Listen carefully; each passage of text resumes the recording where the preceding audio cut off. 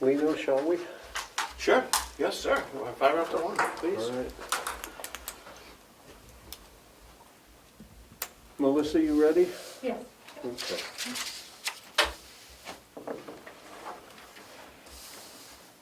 So, committee members and those participating, and I think that Commissioner Bavard may join us as well. Let's call the meeting to order. Can everyone hear me?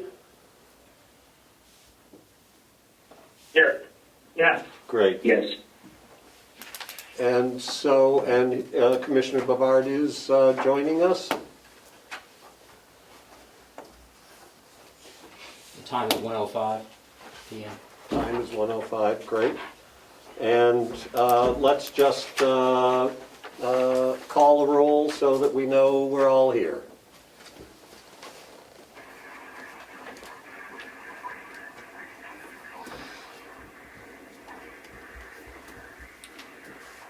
Representative Arvalani is here. Representative Butler. Here.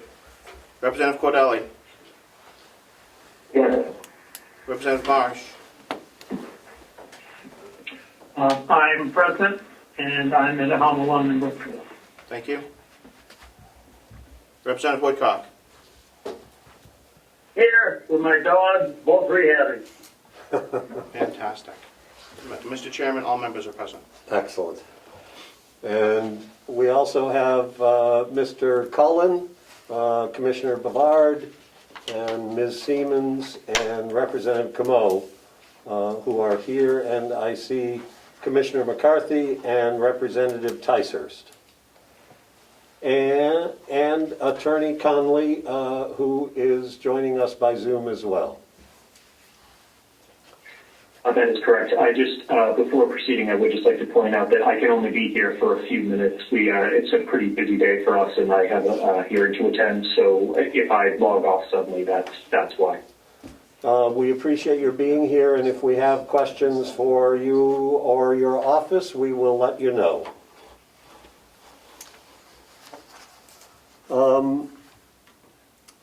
And are there any additions to the agenda from anyone with us or on Zoom? Mr. Chairman, would a Just a motion... question, Mr. Chairman. Okay, Representative Woodcock. Thank you, Mr. Chairman. At any point during the meeting today, are we going to get a report from the commissioners as regards the status of their investigation? Since Commissioner Bavard is here, I'm sure we can ask her, and I would hope that the answer will be apparent by the time we're through with this. Thank you, sir. And Representative Avalani. Thank you, Mr. Chairman. Would a motion to approve our last minutes be out of order? I was going to put that in there, but I forgot. Okay.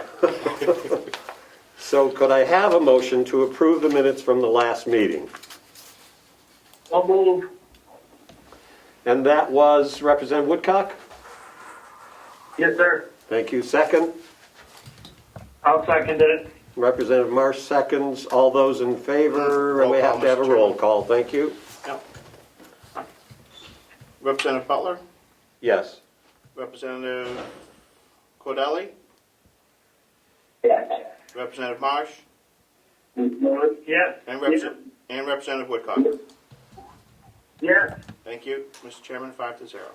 Approved. That's unanimous on the minutes. And there's no public attending and no public on the Zoom.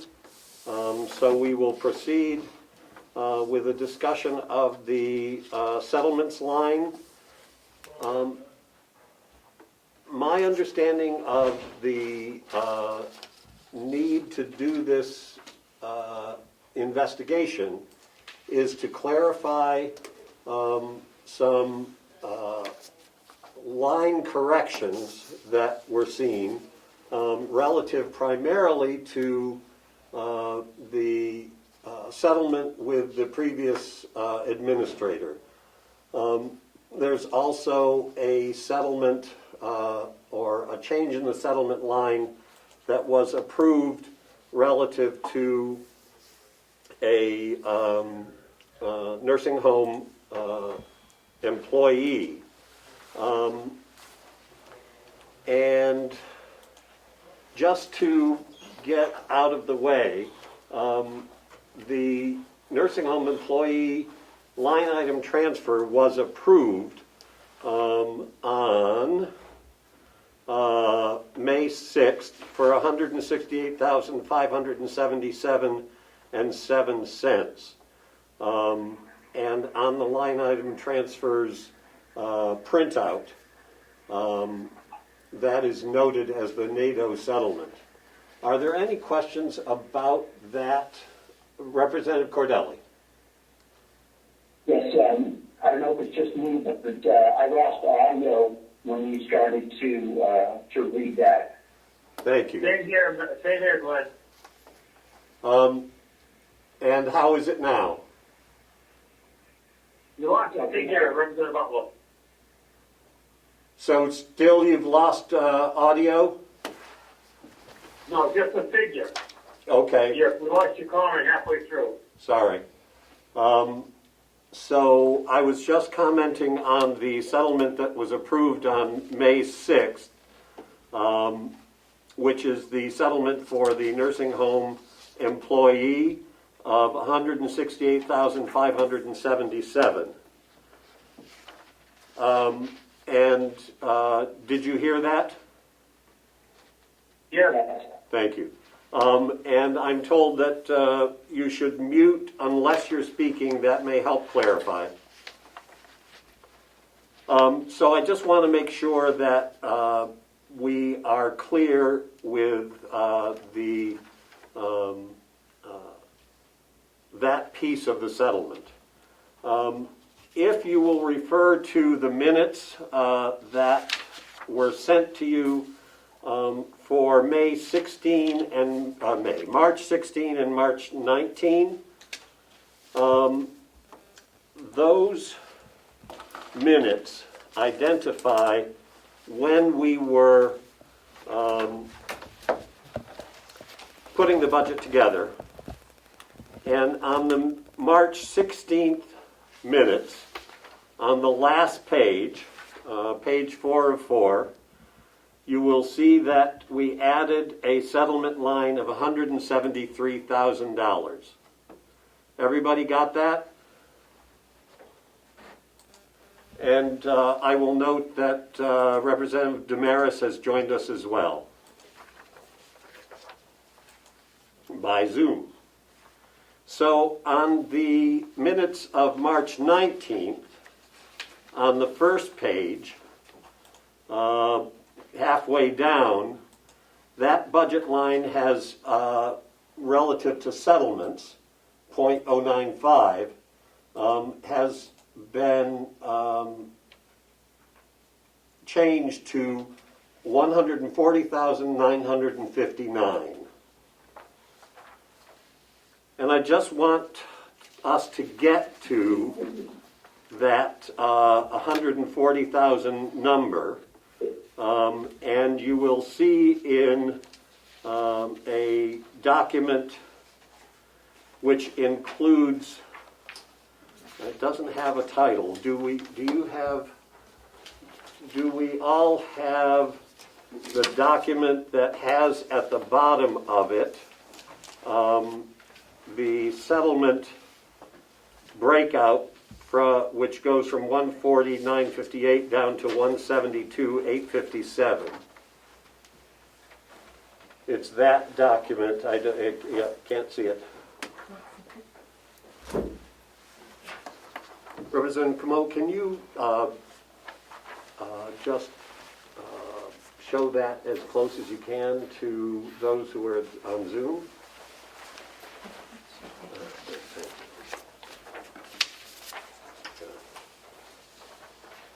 Aha, thank you.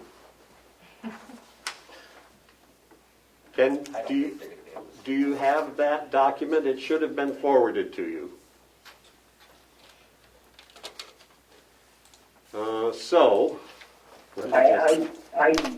do not think that I have that from what I can see on the screen. Thank you. I will walk you through it. Ed? Thank you.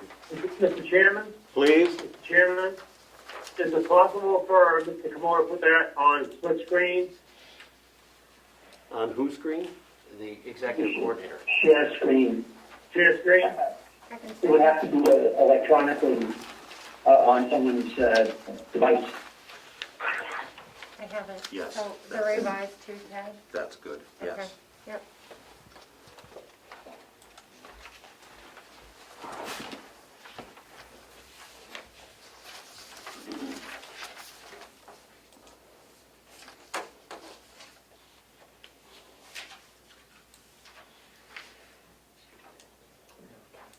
Perfect. Excellent. So you will note on the settlements line, .095, that it is 149.58, and if you look out over to the right, the 173, it says per Representative Marsh email. The breakout of that to clarify between the 173 and the 141 is below, so that the 31,898.72 remains in medical and dental insurance, and that's the difference between the 173 and the 141. Are there questions about that clarification? Representative Cardelli has a question. Representative Yes. Cordelli, yep. I cannot see the document on my screen. All I see is a desktop view of the shared screen.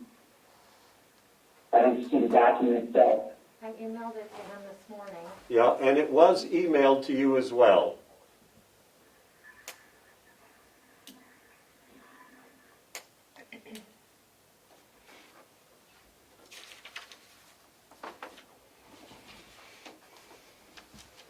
And Representative Cordelli, I'm just trying to get clarity between the changes in the board minutes, or the delegation minutes from the 16th to the 19th, and just to make that clear so that it won't come back and for any confusion. So the difference between those two numbers is that the medical and dental insurance of 31,898 was kept in the lines of medical and dental insurance. And that's the difference between the 173 and the 141. And since it was emailed to you this morning, you will be able to access that document as well. Other questions about that clarification? Attorney Conley has a question. Attorney, please. I apologize. I actually don't have a question, but I do actually need to hop off. I have a hearing in just a few minutes. Again, I apologize for being here so briefly, but I do have a hearing to attend. Thank you for being here, and we will follow up with you if we need to. Thank you very much. And Mr. Chairman, just to remind you that I'm recording this as well. Excellent. And Ms. Siemens reminds us that this is being recorded, as was the first meeting. So the reason that I wanted to make that clarification is because the readout of the detail that was given to us raised the question of why on March 31st, in miscellaneous journal entries, there was a inclusion of $10,057.83 to payment one of the settlement for the administrator. And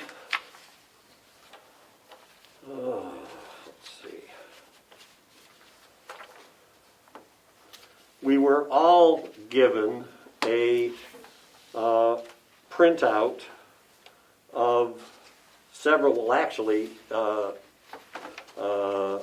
the chief financial officer gave us a printout of all of the transactions through June 30th. And I'm looking at the page 1 and 2 of that printout. Is it possible for you to find that documentation? It was sent again today.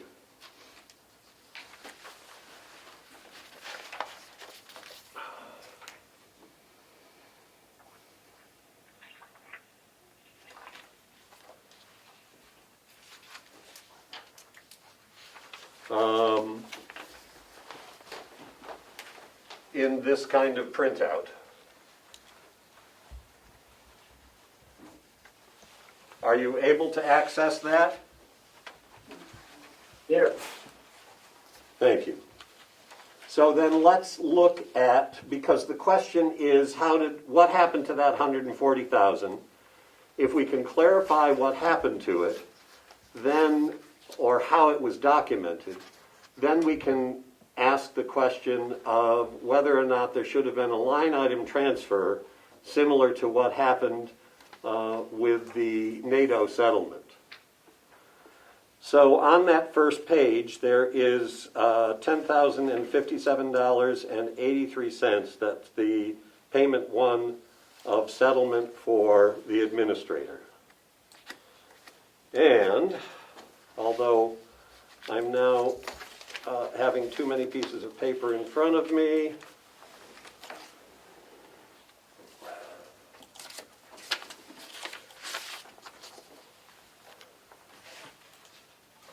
yep.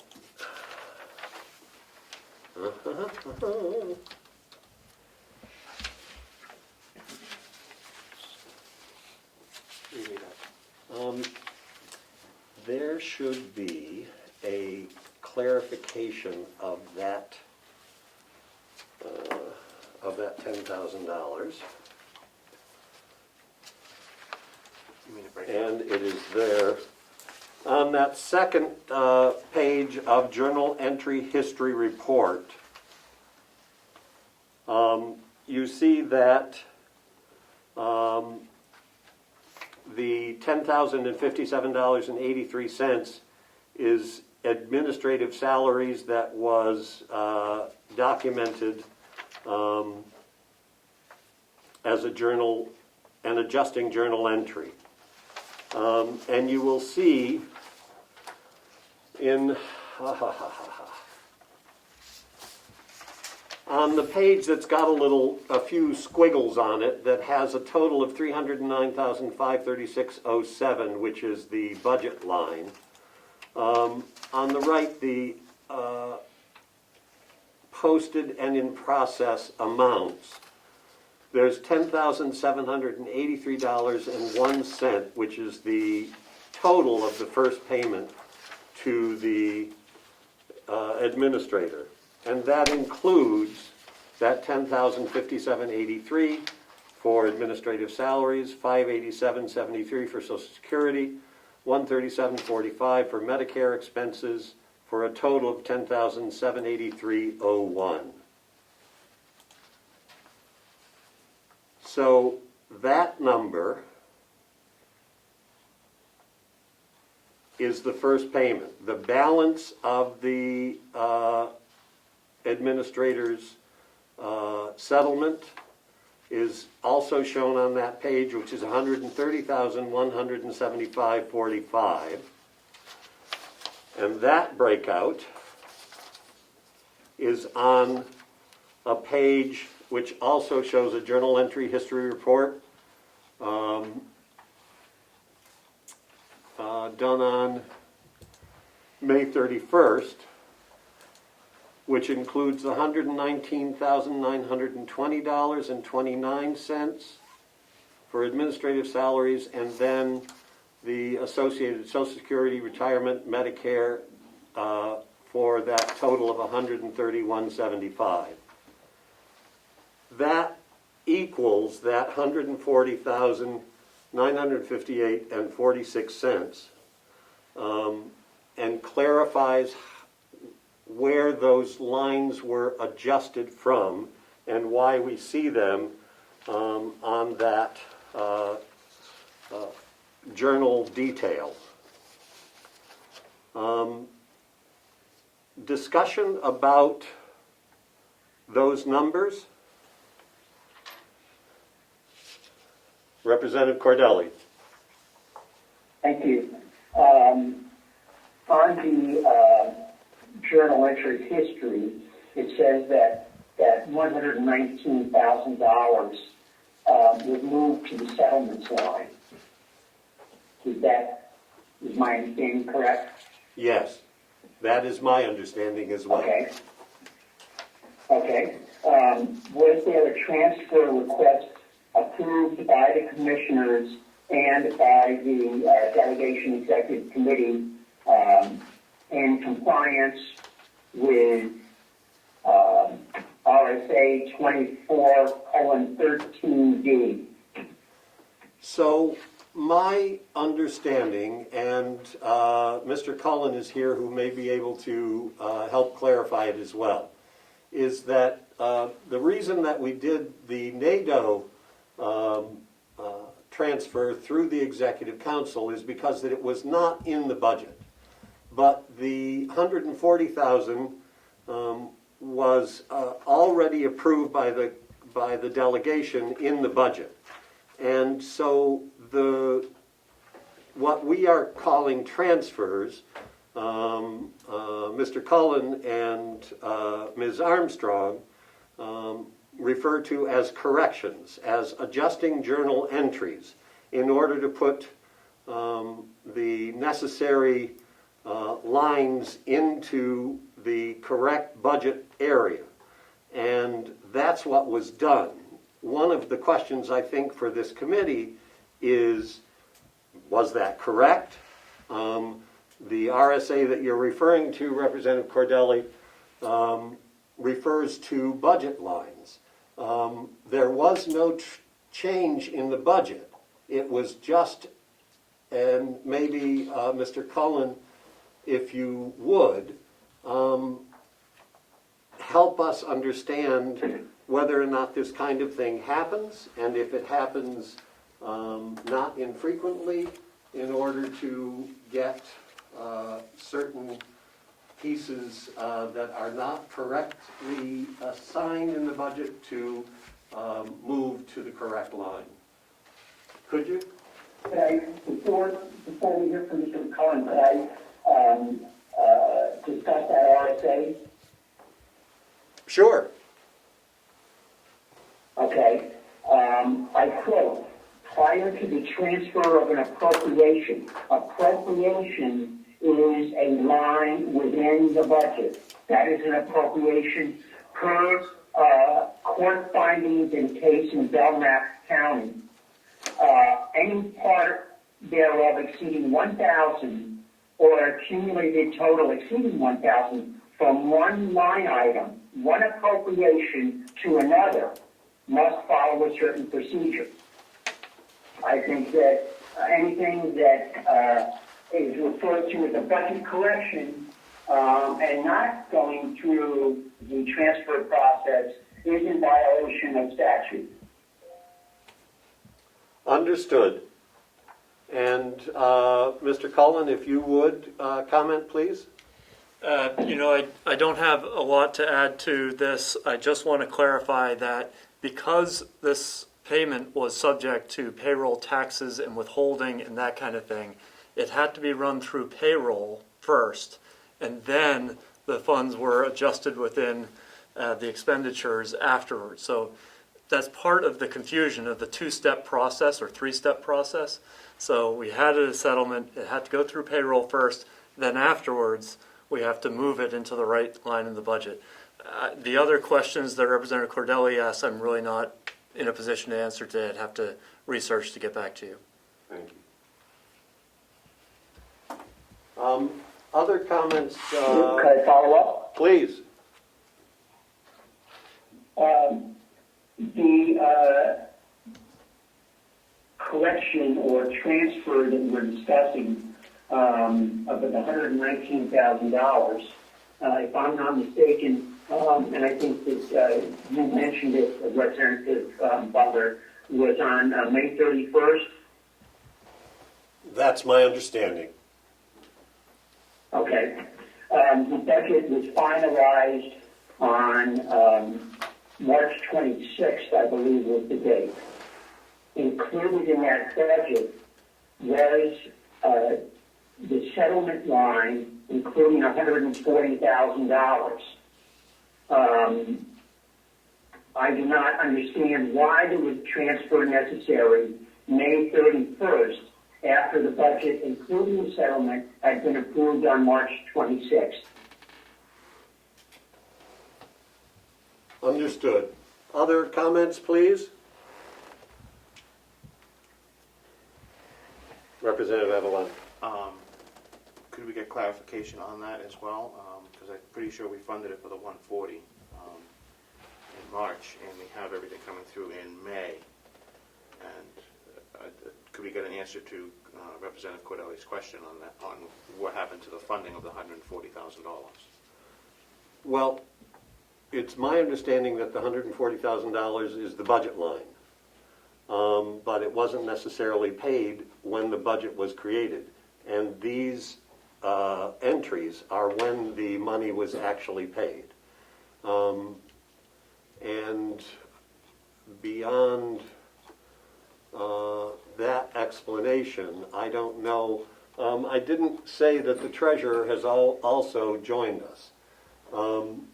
Is there any other comments about why? So on that first page, the $10,057.83 was paid on March 31st. That was not the date that the budget was finalized, but it was the date that that first payment was made. So my understanding, and we could ask Ms. Armstrong to come in if we need to, is that the reason that that entry is done on the 31st is because the payment was made either at that time or around that time. Does that make sense, Mr. Cullen? It was done in two pieces. There was a $10,000 something early, and then I believe after appeals and those kinds of discussions with attorneys, then the final settlement was made for the end of May.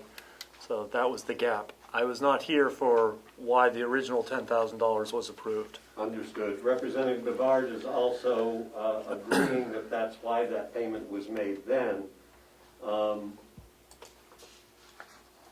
So that is how that $140,000 was expended. But your point, Representative Cordelli, is that that should not have been done without executive committee approval. Go ahead. I still don't understand what happened with the $140,000. Where's the $140,000 that was put in the settlement line? Are we saying that the budget and the appropriations approved by the delegation are not put into the budget until some future time when the finance office feels like doing it? How do we control the budget if the appropriations voted on by the delegation are not put into the budget for that fiscal year when approved by the delegation? And my understanding in terms of my exploration of this amount is not that the respect for the budget was not done, but that the clarification of where that money came from was done in pieces as it was paid out. And I'm not sure that, there was total clarity about how that money would be spent until the settlement with the former administrator was completed, and that's how those numbers were paid out. And we have that documentation and that clarity now, which we may not have had when the budget was finalized. Although I do recall Ms. Armstrong saying that she requested this amount, including that $173,000, in being as accurate as possible to understand what the settlement was going to be. And obviously we approved $140,958, and that ultimately is what was paid out. So the documentation is there, Representative Cordelli, and how we get to that number is also clear. One of the things that Ms. Armstrong said to me with this Avenue system is that unlike possibly some other accounting systems, there is no way for any change in line items or journal entries that can be covered up in some way. Every change and every documentation of a payment line is somewhere in that expense guideline with details. So at least the delegation can have the comfort that nothing is being hidden. And with this explanation, we can find out where and how that $140,000 was spent.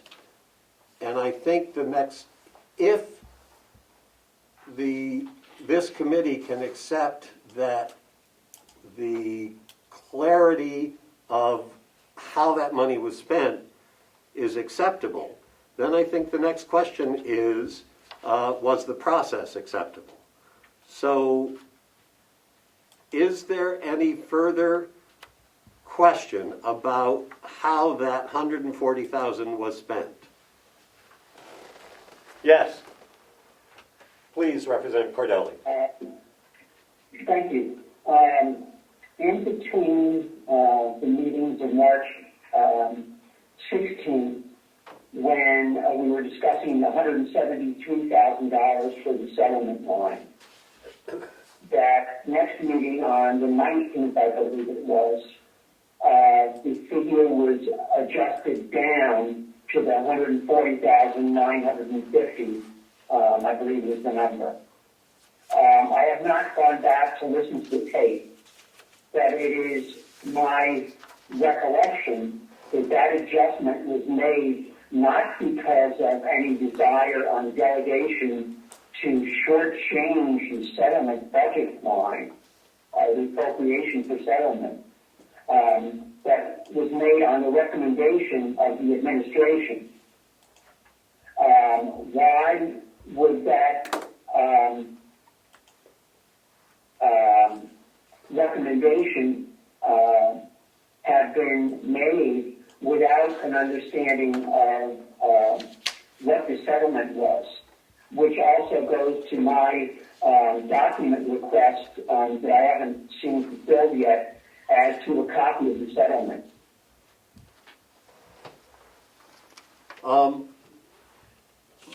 One of the documents that was sent to you, that revision or REV2, which was sent again this morning, has the breakout of the difference between the 173 and the 141.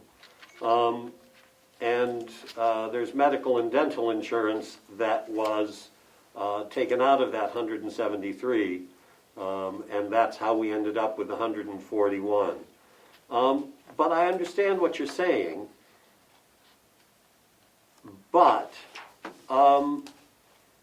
and in that documentation, it shows that there was a payout in February and then another payout, that final payout at the end of May.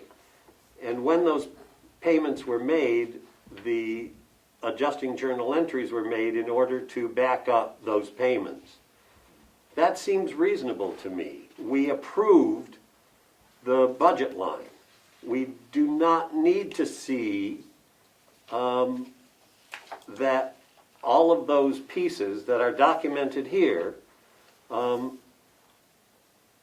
had to be somehow changed into that settlement line. I don't think that could be done because most of it is payroll and associated payroll items. That has to come out of those payroll lines. So I understand I want to see the settlement piece too, and I have one more piece of that when we're done with this discussion as well. But I don't know. Representative Avalani, do you believe that anything over $1,000, even if it is going into the appropriate budget line that was approved, needs to somehow be a part of the formal line item adjustment approval from the executive committee? I think that in this case, there is quite a few questions that surround the funding of the $140,958 is what I'm thinking that we're getting at. I don't think anybody has a problem with the expense of the $140,958.46. I know I don't. I recognize that it's a settlement, and I understand how the settlements work. Getting why, because I'm pretty sure we funded that 140 through our minutes here. Why money was transferred in or transferred out into that line is another question that needs to be answered. But I have no problem with the expenditure of the $140,958. How we got there, I think, is the question that needs to be answered. Did that help everybody? I agree. I don't think there's a problem with the expenditure, but the process and documentation thereof is an issue. And Representative Marsh, so I'm asking that same question again. Should all of those adjusting journal entries or corrections, as Ms. Armstrong talks about them, should those have come to the Executive Council for a line item transfer approval? Representative Marsh, what do you think? I believe that since we ended up taking the money out of a different line than what was budgeted, that yes, it could very well be that the line item transfer requested could be clearly labeled as a correction because I need to pay this out of a different line item so that I can do the withholding properly. That'd be perfectly fine. Everybody would have voted for it. But to go through the process, particularly with an amount this large, keeps the finances transparent, and I think yes, that would have been the appropriate process. So maybe during the budget process, it should have been clearer that those were the lines that this money was coming from, and it's not clear to me that that didn't happen, and that this documentation that we have is just a clarification of that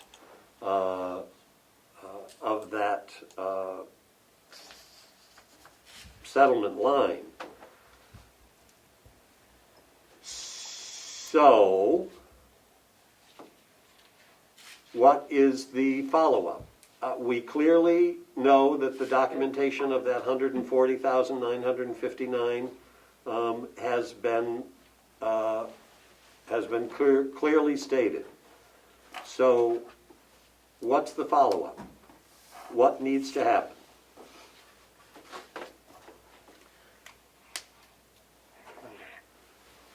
Representative Avalon.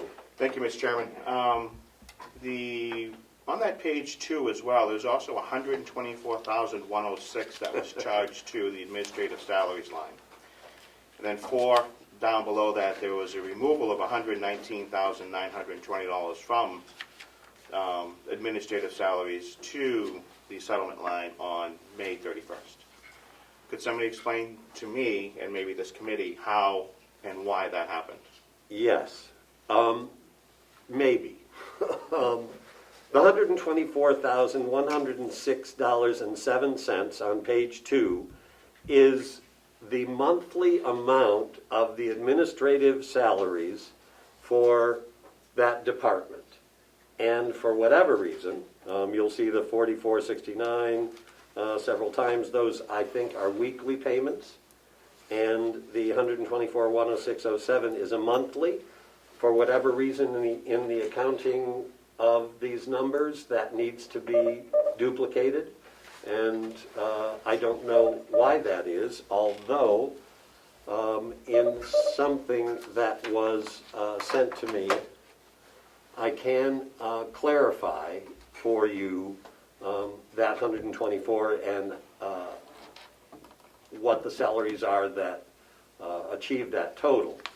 But the 119 is the settlement, the final payment settlement for the administrator.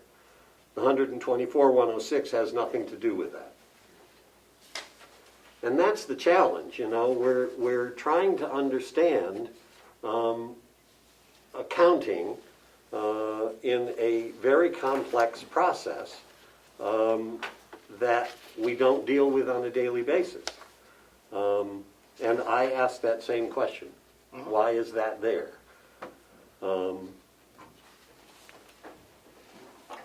Follow up, Mr. Chairman? Yes, please. Maybe for the CFO or the treasurer. We have a budget that was passed of $221,000 for the commissioner's budget. We have $124,000. I'm just looking at the bigger numbers. The little ones are really not interesting. The $124,000 that was charged to it, and then $119,000 which was removed from that line, adds up to quite a bit more than the $221,144 that was approved. So could somebody tell me how you get to removing $124,000 and then transferring $119,000?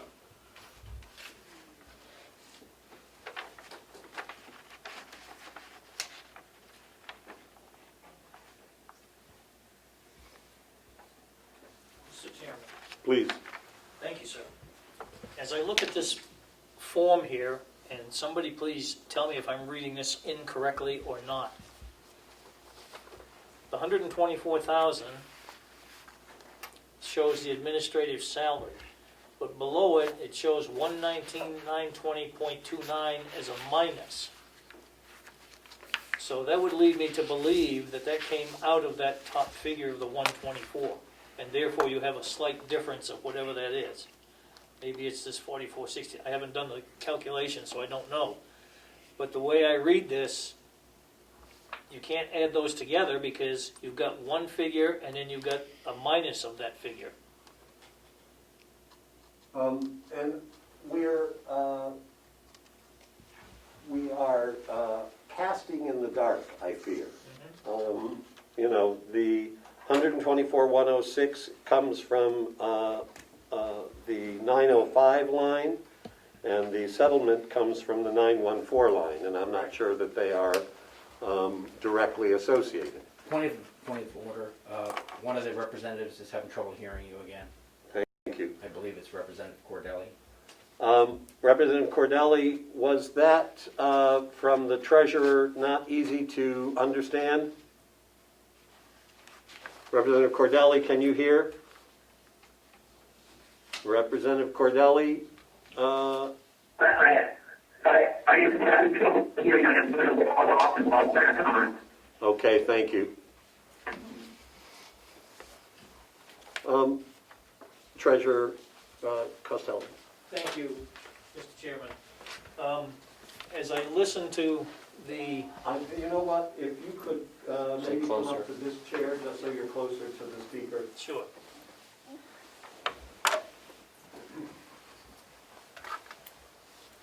Thank you, Mr. Chairman. As I listen to the discussions about this, and I see the paperwork going with it, one of my concerns as treasurer is this whole process should have, in my mind, been explained perhaps a little differently by way of a simple sheet showing the debits and credits, where they came from, where they went, versus all of these various pieces, to summarize it, basically. And I'm very thankful that we now have a CFO here, because I anticipate going forward that these are the kind of things that we're going to have so that we can eliminate a lot of confusion, and it's going to be extremely transparent, which I think is very important for the county. So I just wanted to make that comment. I certainly understand everybody's concern and questions, because you've got different numbers in different locations and trying to figure out how they all tie together. But I think you have answered the question that they do tie together. It's just not very transparent as to how that was done. And so what I'm saying is, in summation, if a single piece of paper was done to explain all of these various transactions, it would have been much easier for the delegation and for the commissioners and for the finance office. And I agree, but I also know this delegation would have said, and show me. Yes, yes. So at the same time that master document would have been very useful. Correct. And maybe clarifying for Representative Avalani and Representative Cordelli how, if that $140,958 was approved, what were the details of that approval, and why did those numbers need to be transferred at the end of March and the end of May, as opposed to being taken out of the settlement line when the budget was approved? I think that is a confusion for us. I understand. Yep. Representative Avalani. Thank you, Mr. Chairman. I enjoy saying that, by the way. Thank you. Who prepared this sheet that we're looking at, this one here? Ms. Armstrong. These numbers do not match what was removed or the dates that were removed according to the expenditure with detail. Okay, so tell me. I'll give you the pages, Mr. Chairman. We have a salary reduction on 3/31 for 9284.12, which we have $10,057 removed on March 31st, on page 1 of the expenditure with detail, guideline with detail. Yep. Second page was the 119 on 5/31. Here it says it's 120,694. That's piece 2. Piece 3 is moved to settlements on page 3. You have a balance on 5/31 of 747089, and here it's 748300 for Social Security.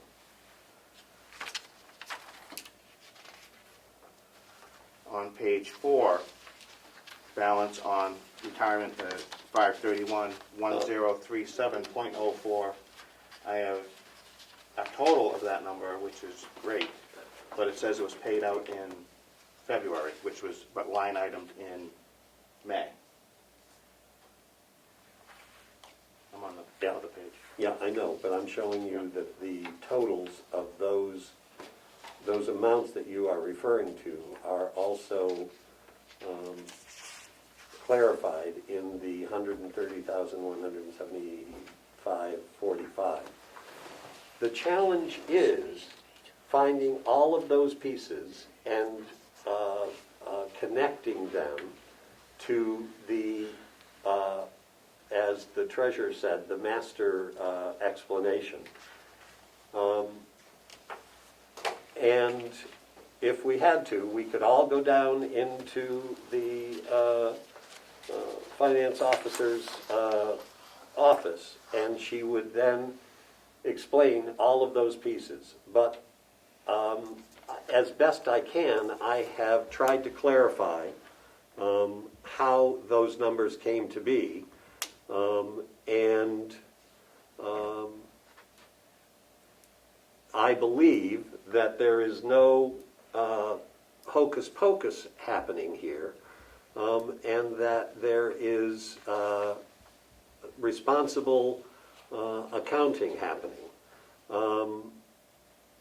And unless we are going to be accountants, we have to trust that our finance office is managing the process successfully. Now, we all know that Mr. Cullen is here because we need somebody to be able to manage and communicate those details better. This is a perfect example, Mr. Financial Officer, of the confusion that occurs and the need to trust and have oversight that is understandable. And when we are given all of this, it gets very confusing, especially when we have the history that we have. Mr. Treasurer, please. Thank you, Mr. Chairman. I too like that. Yeah.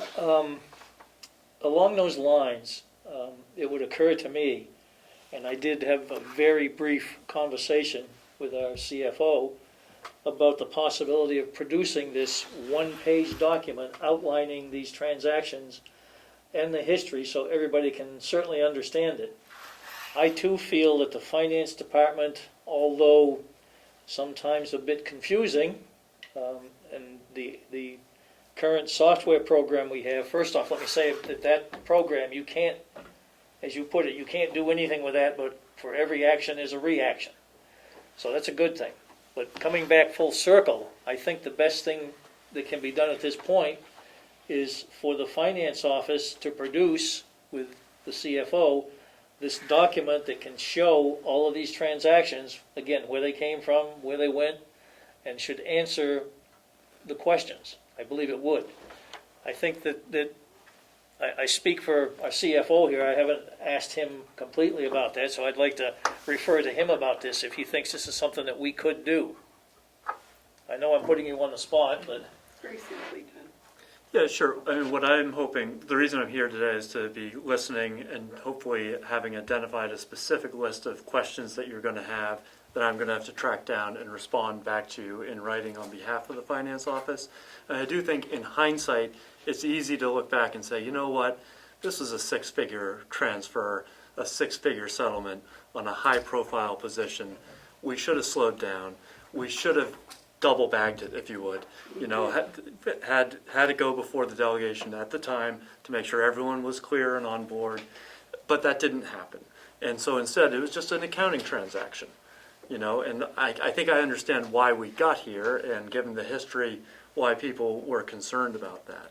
But to produce a one-page narrative that's this is when the vote was, this is when the action was, this was part one, this was part two, you know, that we can certainly produce to recreate that chain of events at the time. And I think one of the basic questions is, when we approve a budget line, do then all of those pieces of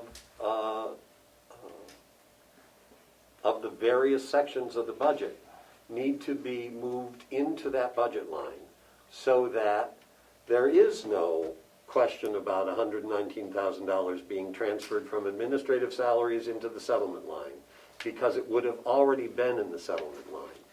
And is that even possible?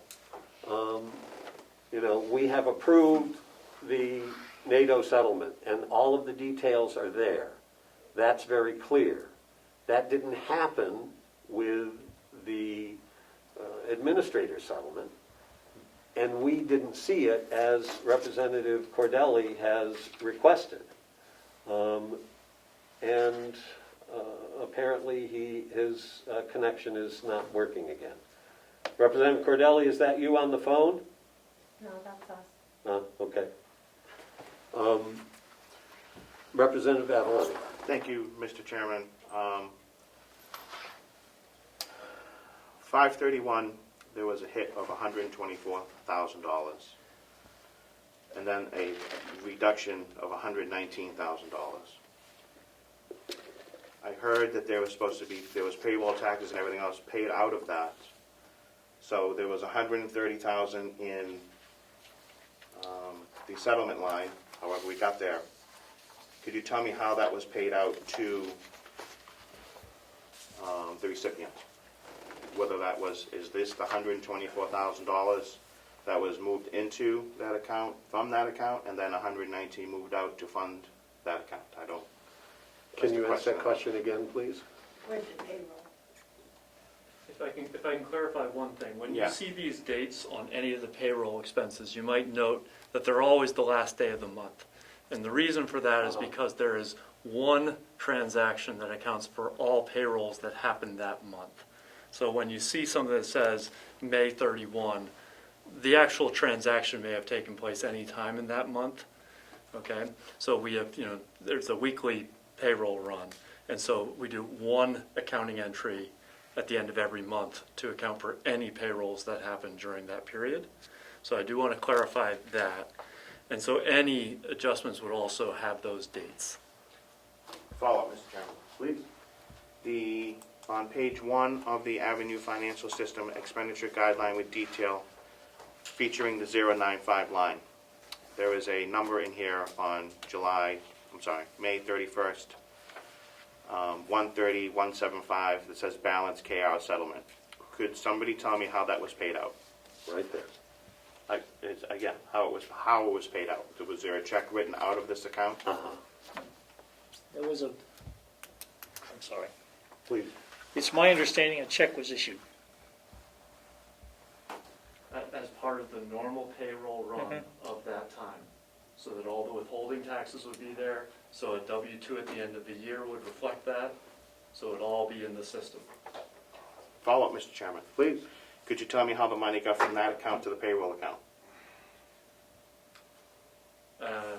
What we're showing is that afterwards, it was then shown in the settlement account. So after it ran through payroll, then it was documented to be moved to settlements. But remember, we couldn't pay the payroll out of the settlements account. So it was the administrator's payroll or salary out of which that money came. Correct. I believe that is exactly right. Follow-up, Mr. Chairman. Please. It looks like we took some of that money out to fund the $140,000. So if we funded that $140,000 in that settlement line, and then we transferred $130,000 to payroll in order for it to be processed correctly, should there have been a transfer request from that account to payroll? And that's what the general issue is. It's just my general issue. And follow-up, Mr. Chairman? please. And why there was $119,000 reduced and moved back to settlements after that payroll expense went out. Clarify that question because I don't understand. Because it says $124,000 went That out. $124,000 Yep. is not related to the $119,000. Correct. But if there was a $130,000 payout and we heard that payroll taxes and everything else had to come out of that money, Right. and we couldn't issue a check from the settlement line to payroll or out of payroll because payroll would have had to do a sweep, how did that $130,000 get into payroll in order to be processed correctly? And a follow-up, Mr. Chairman, for the CFO. I understand the weekly things is $4,000 typically, so I'm guessing it's probably around $120,000 that might have been transferred on top of that, which could lead to the $119,000 question that we have of being the transfer.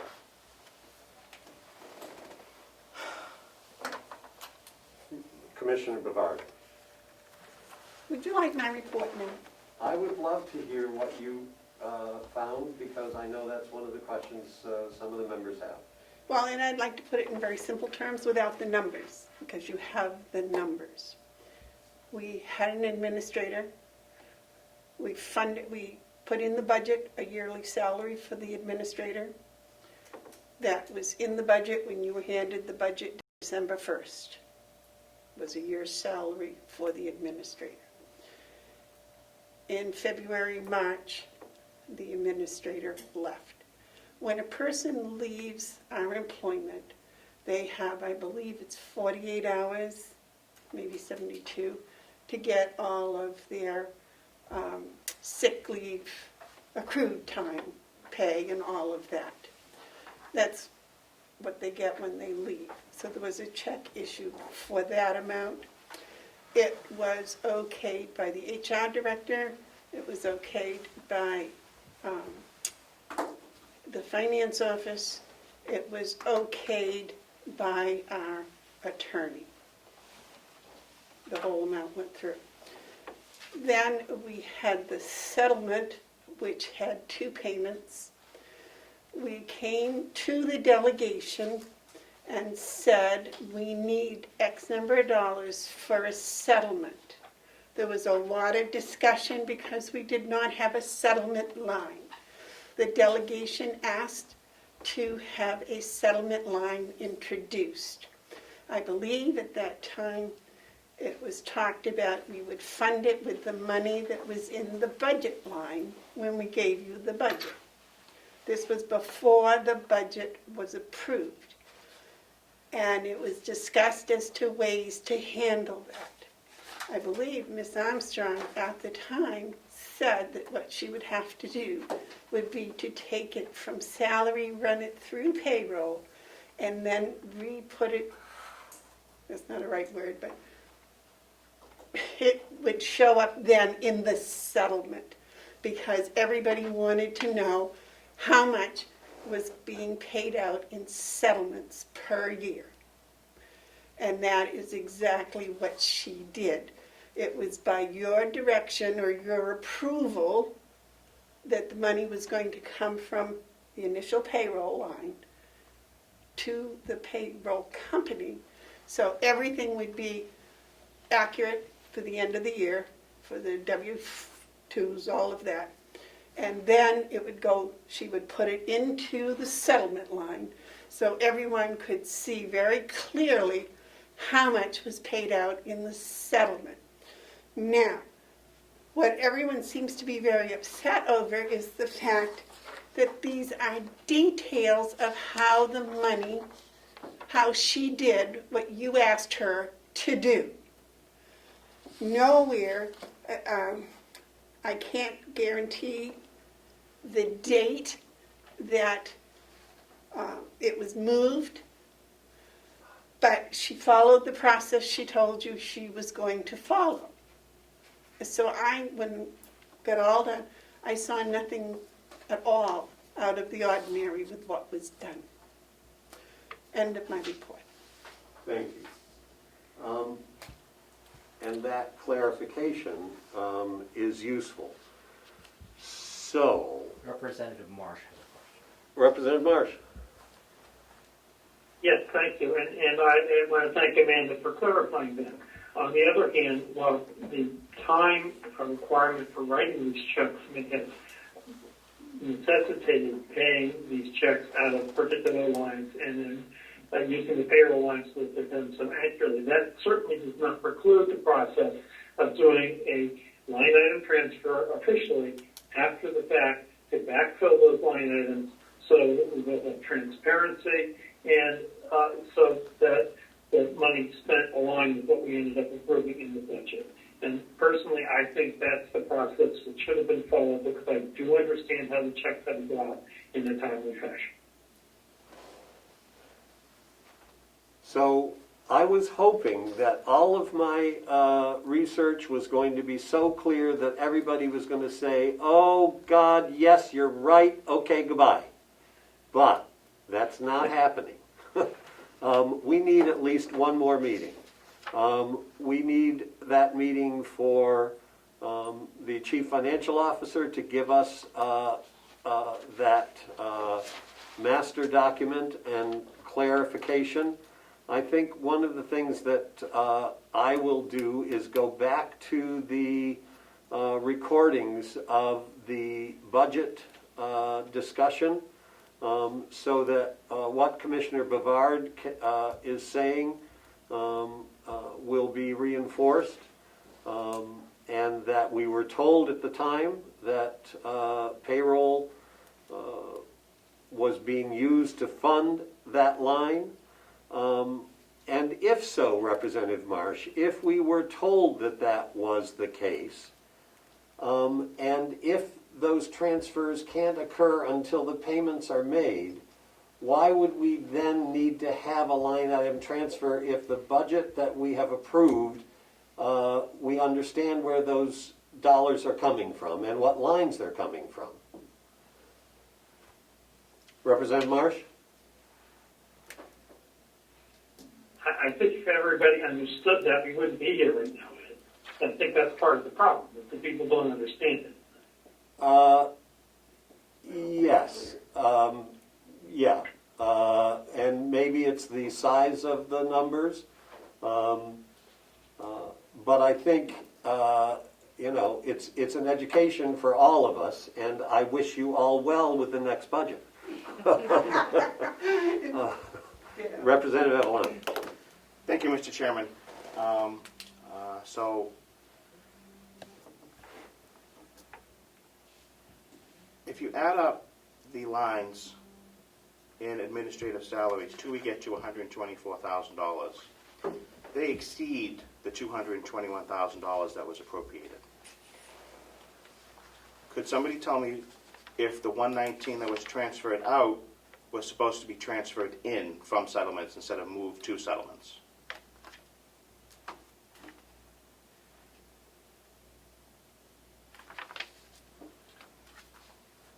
I think that's a question that you need to put in black and white and send to the CFO so that that clarification can occur. Oh, I just did the math.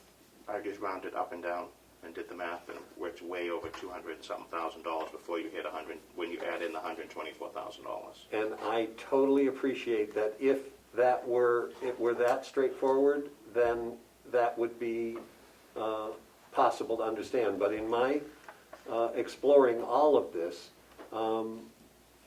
when I ask that question, there's another piece of clarification. And I think that's the accounting process that we don't understand. So I would encourage you to talk to Mr. Cullen and maybe sit with Ms. Armstrong and say, this doesn't make sense. Why is that? Because I know that can be made to be understood. And my questions were specific, and I feel like I got good answers to my specific questions. Mr. Cullen? If I may, and I noticed Representative Woodcock has a question too. Right. So help me understand the delegation's intent 6 months ago. I believe what your intent is transparency and understanding of two settlements, the NATO settlement and the administrator settlement. You wanted, I believe, to make sure that those payments weren't buried in a large payroll number, but could be in fact broken out so that people would be aware of what those amounts were. Am I correct in surmising that that was the intent at the time? Please. Representative Alon? I would think that was the intent, was to make sure that everything was above board and could be tracked. Okay, all right. So again, clarifying as I put together this narrative, you're really interested in both of those settlements, in how they were broken out, how they were paid, where they were shown in the budget. Is that correct? The NATO settlement is clear because that came through the Executive Council, and each of those details is in the line item transfer request. Okay. So that is obvious. Representative Cordelli has made a 91A request for detail on the administrator settlement because that has not been made clear. So yes, you're right. That needs to be a part of that process. And still, after all of that, we need, as Representative Marsh has said, to have a process that we are a part of. And either it's in the budget and that's clear, or it's done through a line item transfer, because that needs to happen. Representative Woodcock, you had a question. A comment, if I may, Mr. Chair. Please. I agree with Representative Marsh and the general tone of the people. Clearly, this is a convoluted process between multiple lines and multiple transfers. I do further concur with your thinking that there's been no hijinks here. It's just a very confusing system, particularly with all the different pages and numbers and account numbers and when you had to pay what. That being said, if you recall, at the time of these settlements, particularly the administrative settlement, it was very difficult for the delegation to get accurate information on what actual costs were, what was happening, what the status of the settlement was. We were not getting that from the commissioners. What we got was a negotiating legal, and we asked about a fee. So I'm not suggesting anything is wrong. I'm suggesting the process could be much clearer. But part of that, the narrative at the time that we gave from the commissioners was not clear. So this is, and I feel badly for the financial officer, Catherine, because she seemed to be thrown under the bus at that point in time. Like, who should I tell what to? What can I say when the commission's not releasing some of that information? So I do agree with the general tenor of the conversation from Representatives Cordelli and Marsh and you as well doing the investigation outline. I'm not suggesting there's anything wrong. I'm just suggesting that the other part of the narrative we're forgetting is that when delegation asked at meetings, we did not get that information about how much. We can't give that to you. What's the lawyer cost? We can't give that to you. We're still negotiating. So part of that ruse that went with it. So it's not as clear as crisp as just what number went to what number. What account went to what account. Thank you. Representative Alani. Thank you, Mr. Chairman. I think the question that all of us have is hinging around the language that's attached to the 119 transfer, because it says move to, and with all due respect to the commissioners, a transfer out of the settlement line to payroll for that amount should have been asked for a transfer. That's part one. My understanding is that it was moved from payroll to settlements. Once it was paid, Correct. then it was moved to settlement. But how did it get out of settlements to be paid? I think it's the other way around, is it not? That it was paid, and then it was moved to settlements. It came out as salary and then went to settlement. That was the whole thing. It came from salary to settlement. Follow, Mr. Chairman. Please. I completely understand how that sentiment works. It came out of here, it went to here. That's not the problem that I have. The original $140,000 we appropriated out of the salary line. I don't think anybody has an issue with that. The problem that I have, and I think many others have, is how the 119 was moved. To me, having $124,000 come out in May 31st is questionable given the fact of the total up until that point that was used already for salaries, and then that added in. My guess is, and this is only a guess, that 119 should not have a negative next to it or move to settlements. You'd say moved from settlements, 119, to make that payroll line whole. And my understanding is that the 124 has no relationship to the 119, and that you need to have clarity on what that 124 is so that you cannot see them as connected. And we'll need to get that clarity. If I may, Okay. I believe that represents the budgeted amount of the administrator's salary for the entire year, Yes. much of which was paid out in one lump sum in May. That's why that money shows up then. It was money that was already appropriated, already budgeted, and had been sitting in the administrative salaries account from January 1st. Well, So that may be my misunderstanding, and I apologize. That's okay, Mr. Chairman. and we There's a lot of questions. paid over 2 months of that salary out before the settlement. Right. So, let's talk, Mr. Cullen, about what timing. Yes, and I'd just like clarification on Please. Representative Avaloni's question from, say, 5 minutes ago. Yes. If you could narrow that down or restate it for me so I can make sure I can address it. If you add up all of the administrative salaries, you exceed the 221 that's been budgeted. If you add in the one, if you even just start at the 124 and work your way backwards to January, it exceeds 100. It exceeds the $188,000 that's been at the top of that line by quite a bit.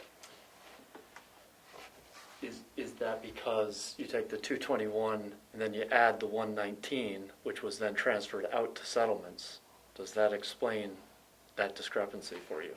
It does not explain the discrepancy for me because there was also another reduction of $10,057 in March. Both of which are pieces of the settlement. Correct. And as Commissioner Bevard pointed out, that 10,000 was largely the required payments for paid time off due when somebody separates that's due within 72 hours. The 10,057 is not that. That is not that? No. Okay. Because that payment was almost $25,000. All right, I stand That corrected. came I out apologize. of payroll, and I have that documentation, but not right in front of me, so I will get that again. Please. Would that be the 21,842 in the end of February? That could be, but I have that breakout, and I will get that to you. And then a follow-up to Please. that, the 13,286 on March as well. Uh-huh. Would that be part of the final payment that's due to employees upon their separation? Got it.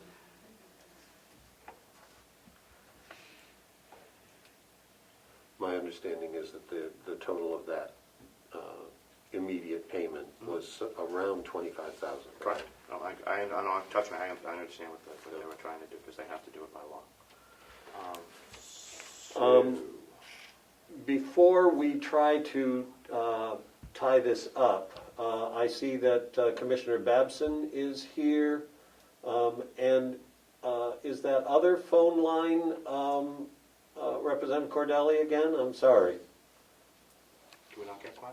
Yes, it is. I get back into Zoom at this point, I think. Thank you. We're hopefully going to close up because we obviously need to meet once more. And once we clarify what we're going to do between now and then, I still have some further question.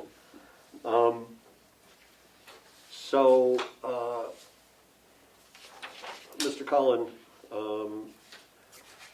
you will help us with an overview of how this 140,000 settlement line was achieved, where the money came from, and when the payouts were done. And then, if you can get clarity on how that line was defined, I too will go to the recordings of our meetings and see whether or not we were clearly told that those lines were to be coming from payroll in order to make that settlement. Just for to make things a little more confusing, on that on those sheets that Representative Avaloni was just referring to, the guideline with detail, there is a reduction that was given to Ruby from payroll for $1,017.75. We don't know what that's for, but it's over $1,000.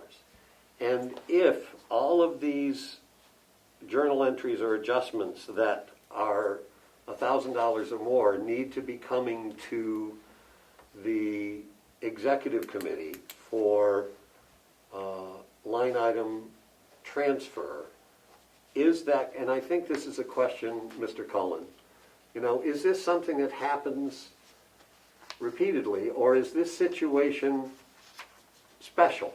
And should it have come to the executive committee from your perspective? Or does this kind of thing happen on a regular basis, and therefore we need to understand the budget, we need to understand how the budget lines are spent, but it is not our responsibility to know about every adjusting journal entry. And I think that discussion needs to be had, and whatever outcome we have of that discussion, if more line item transfers need to be coming to the executive committee, then that needs to happen. Commissioner Ballard. Yeah, I have one pardon. When I was present in March at the discussions, I had walked away with the assumption that we were going to put $140,000 into the settlement line as part of the budget and leave the balance of the administrative salary in the salary line. And that was what I had assumed, I believed had happened. I never checked because we passed the budget, or you passed the budget. But in doing this review, I see that that is not what happened, that the money came out of the salary line. So I am not 100% sure. I'm going to have to speak with Ms. Armstrong. But if that is the case, then the numbers that I have been dealing with, in my mind, for the administrative salary are going to come up short of what I had budgeted for. And I really am getting a little scared right now because I felt that that money was what was used for the some of the other salaries, the new hires that we did. Thank you. Representative Avaloni. Thank you, thank you again, Mr. Chairman.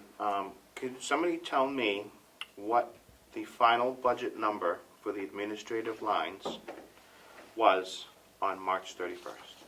I did not bring my packet with me.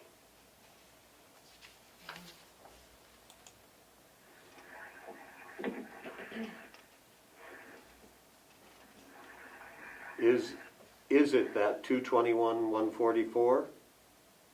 No, and revised as voted March 16th is 262,031. There. Huh? Do you know, does anyone here know if that is the accurate number? Administrative salaries of 262,031? Good. Representative Cordelli? Thank you. Looking at the approved budgets on the county website currently, it shows the final approved number for administrative salaries as 221,144. And I was under the impression it was 262. And we have a document in front of us, Representative Cordelli, that says that on March 16th, is that your dog, Representative Woodcock? It's mine. Ah. No, mine's much quieter. So we need to explore that March 16th documentation as well.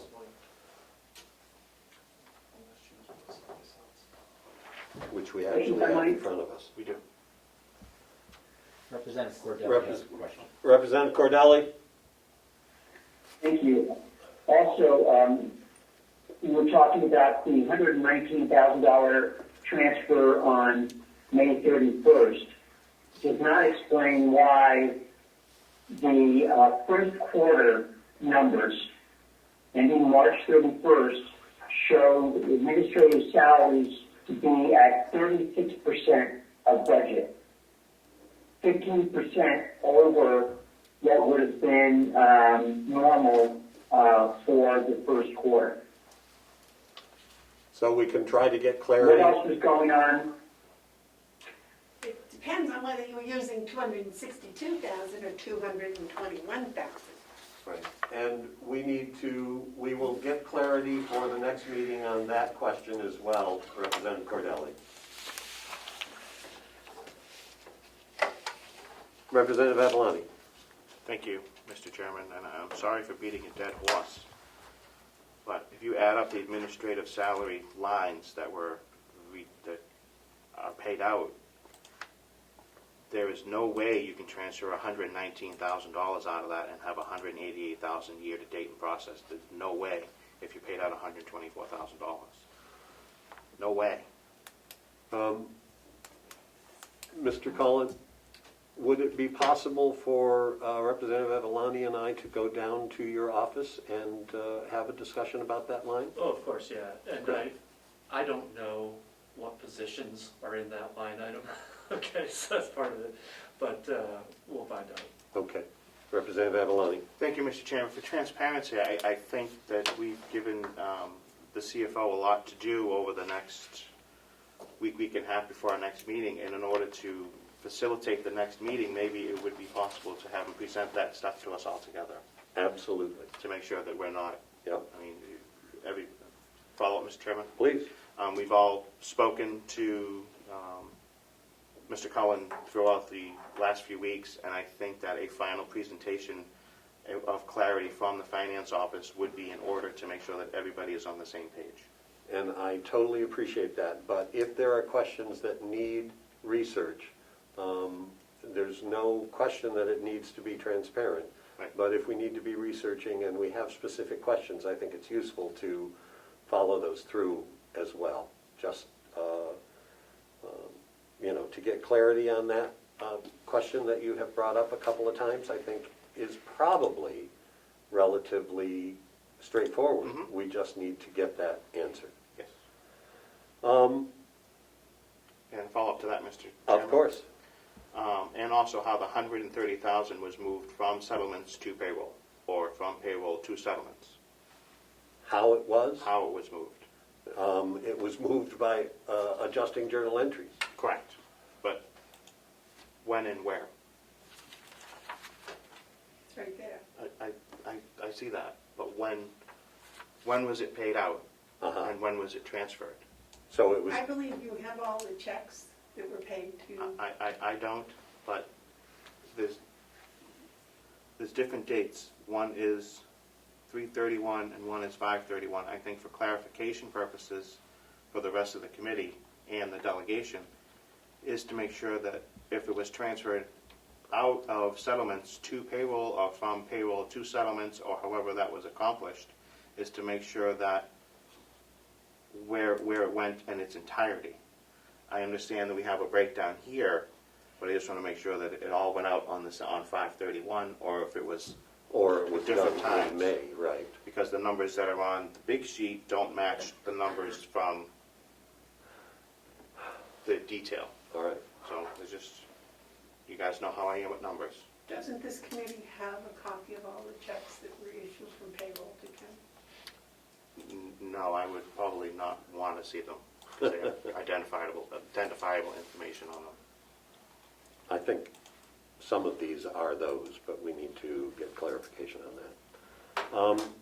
This is Monday, October 5th. Next Monday. We have a delegation meeting on the 19th. Is that correct, Representative Chairman Damaris? So,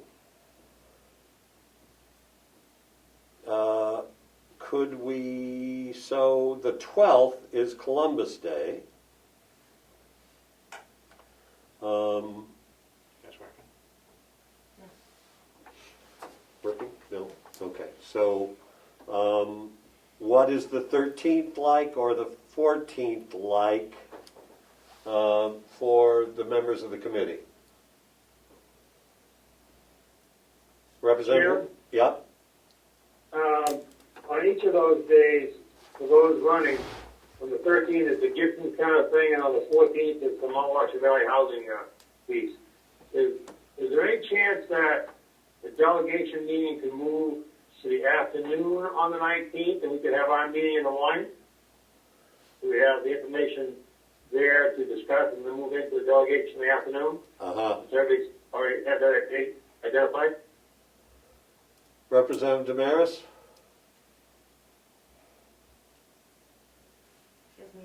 You please unmute. Representative Damaris, please unmute. You could make it 9. Delegation's not happening until 10. Sorry about that. It's all right with me. I'm not sure of the rest of the delegation. If they have it on their calendars and they've saved it, if they have the full day, I can't answer that. But I'd be happy to, if you want to meet yours in the morning so you'll have the information to share with us at the meeting, I think it would be best if you met first. You know, I'll send an email out to everyone and see if they possibly could do the afternoon. Thank you. Other questions? Representative Avalani? Thank you, Mr. Chairman. I think tentatively the delegation meeting is scheduled for 10 o'clock. We could meet at 8:30, and that will give us an hour and a half to come to some sort of, or a conclusion before the meeting starts at 10 if there is a scheduling. 8:30? 9? No, 8:30, Hey, we need the time. What do you think about 8:30? Representative Ticehurst, did you have a question? Oh, just a little bit of information to add. I believe that the Gibson Center event is at 1 o'clock on the 13th, so if you met in the morning, you might have time to do that. Thank you. What about 8:30 on Monday the 19th for committee members? I'm good. Yep, fine. Would you prefer that over the 13th? Yes, so let's do that. Let's get up way early. Sorry, Ed. So that we're awake. And I will find a breakfast cook, and we will come to our next meeting on Monday the 19th at 8:30.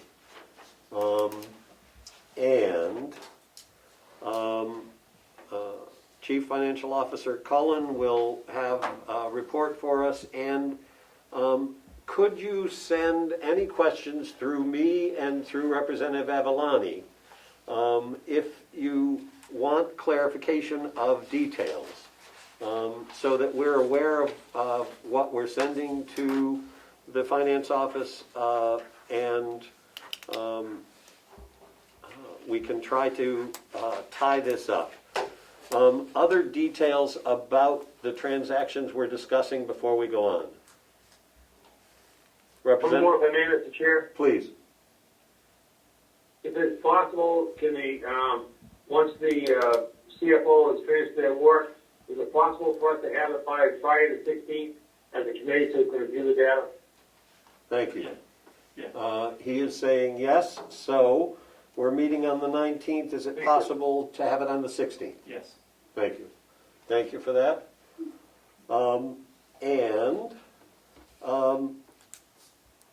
Are there other details of transactions or transfers that the delegation should be looking for?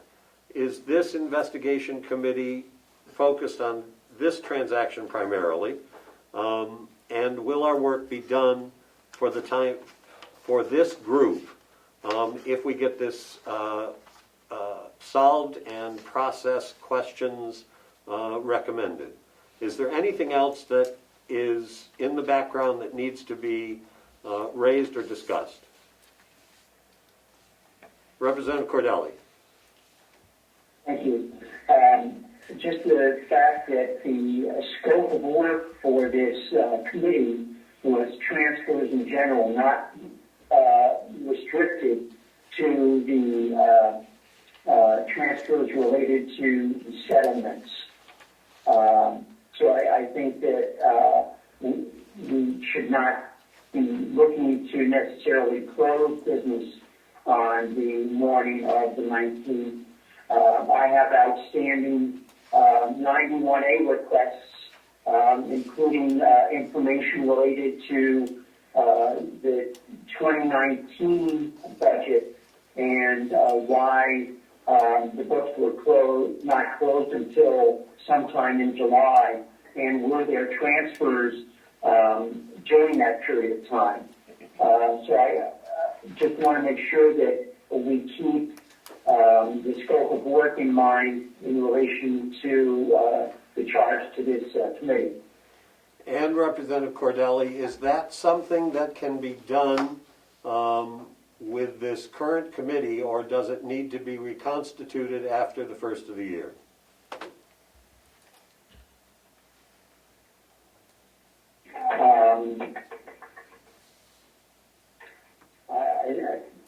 I think that maybe we have a better idea after the 19th. Okay, and if you could, I'm sure that the administration office has a copy of your request, but would you send me a copy as well? Sure. Thank you. Mr. Chairman? Please.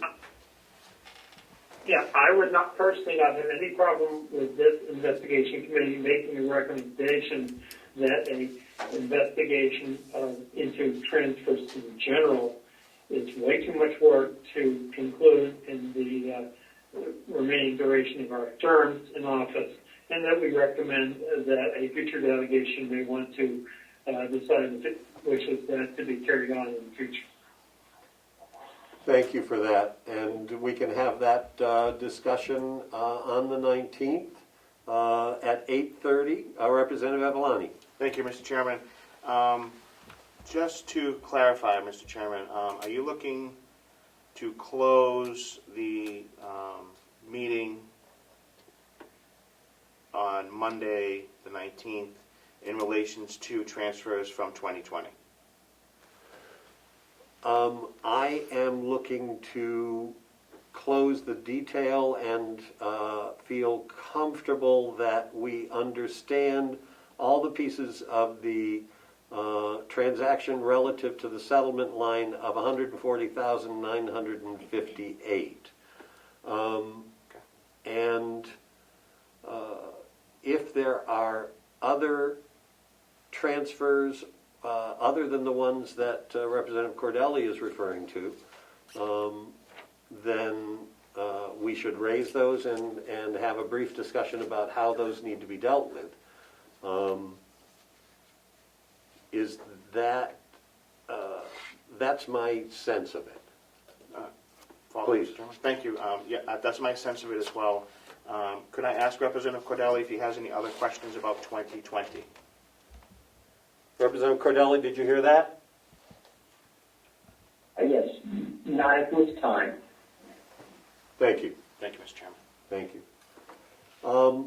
Other questions, thoughts, concerns before we close the meeting? I'll take a motion to close the meeting. So move. Representative Woodcock moves. Second. You can close the meeting, Mr. Chairman. I'll make that motion, and we will see us all on the 19th. Thank you. 2:43 p.m.